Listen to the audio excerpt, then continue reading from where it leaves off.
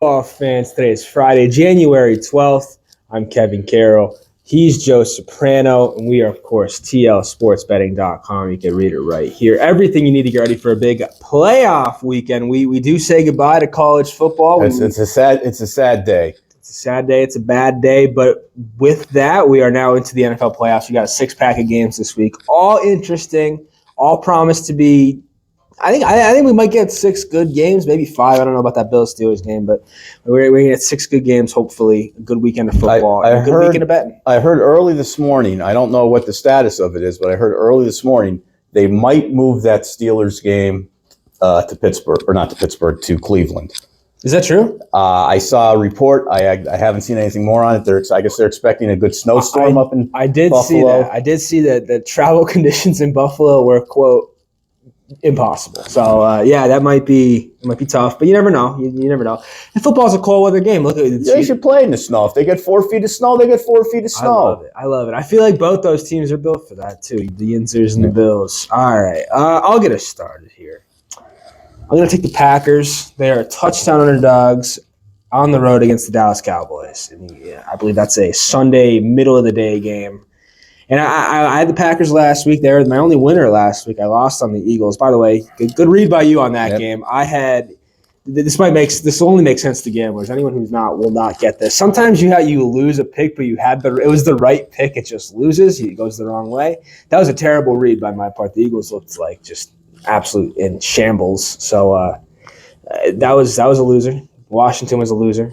But the Packers won for me. They beat the Bears. They needed to get in. They needed to win to just absolutely take out any doubt that they get into the playoffs. They did.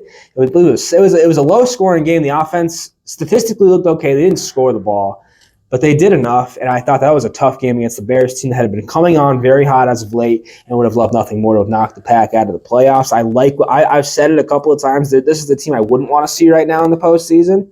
They look pretty good on both sides of the ball. They're getting healthier on both sides of the ball, which is huge.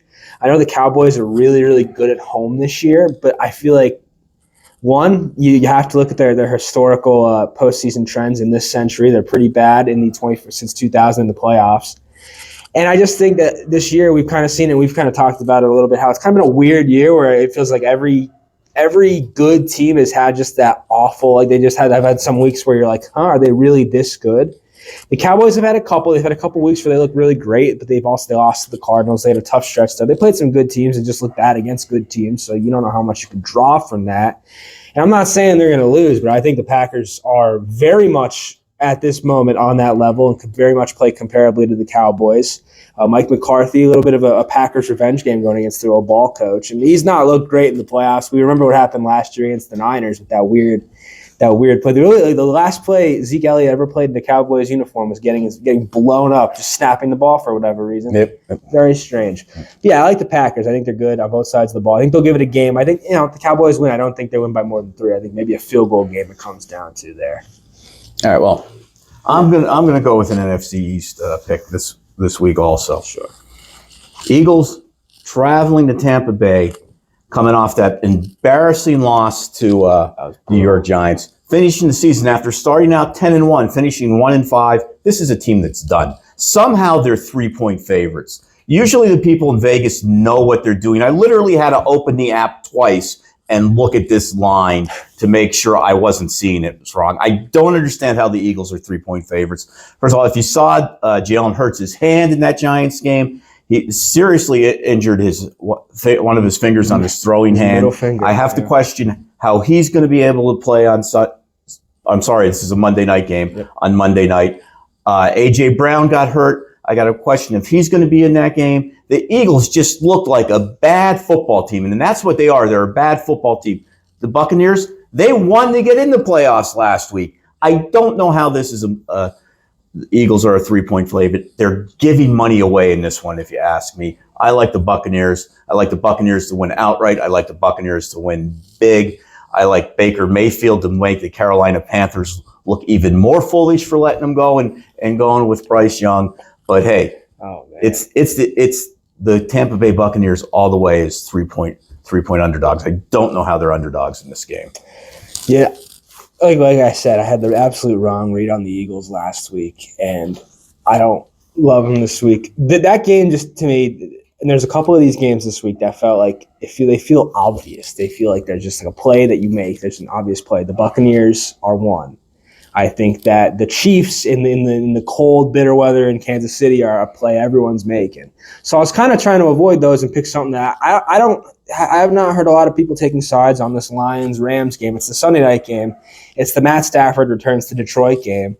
It's going to be a fun game between two teams that. The Lions had expectations, but again, they haven't won a playoff game in like 30 years. They haven't, been to the playoffs very much recently.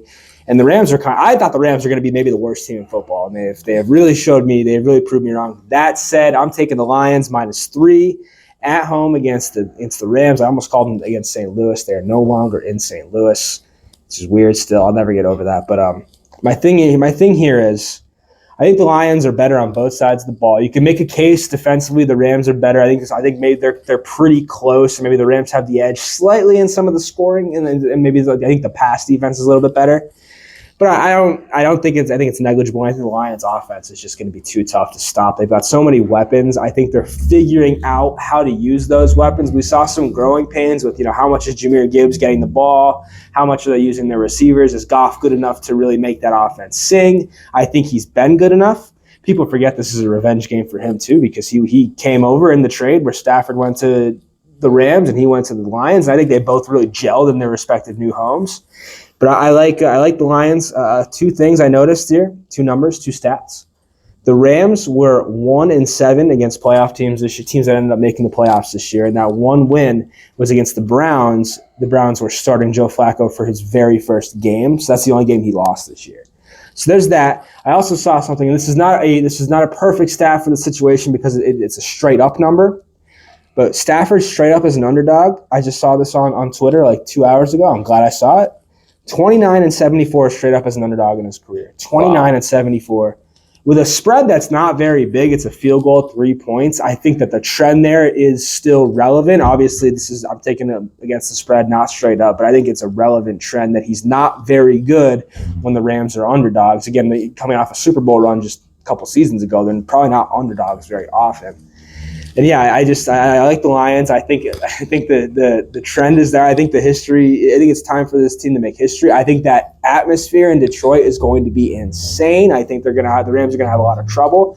I think the Lions' run defense has been very good, and Kyren Williams, who has been awesome for the Rams this year, shout out Notre Dame.